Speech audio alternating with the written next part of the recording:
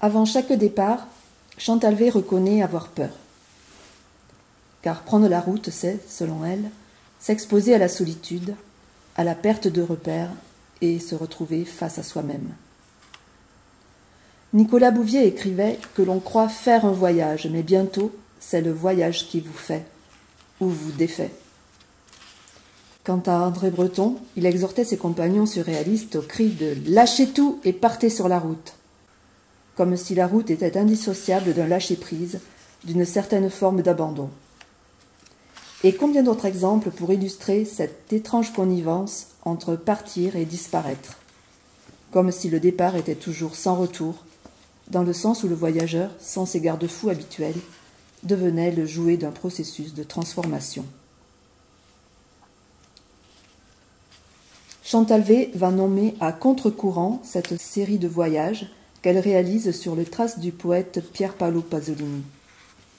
Afin de souligner cet effort nécessaire à toute entreprise qui nous arrache de notre zone de confort, mais aussi, plus concrètement, parce qu'elle prend à rebours le périple que Pasolini réalisa l'été 1959 de San Remo à Trieste, connu sous le titre de « La longue route de sable ». Au volant de sa Fiat 500, il est alors envoyé spécial pour le compte d'un magazine à grand tirage, Successo. S'ensuit une série d'articles assez courts et condensés qui donnent une vision kaléidoscopique de l'Italie, du nord au sud, de la Sicile à la Vénétie, de la frontière française à celle de la Yougoslavie. Sans oublier son accent prophétique, comme lorsque Pasolini, arrivant à Ostie, écrit « J'arrive à Ostie sous un orage bleu comme la mort ». 16 ans plus tard, sur cette même plage, il sera sauvagement assassiné.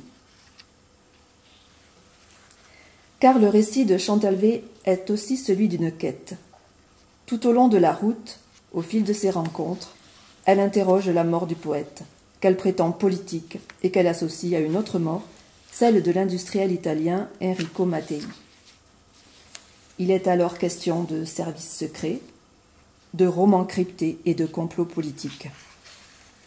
Parcourant la Sicile, un autre fantôme fait son apparition, celui du physicien Ettore Majorana, que certains associent à l'invention de la bombe atomique.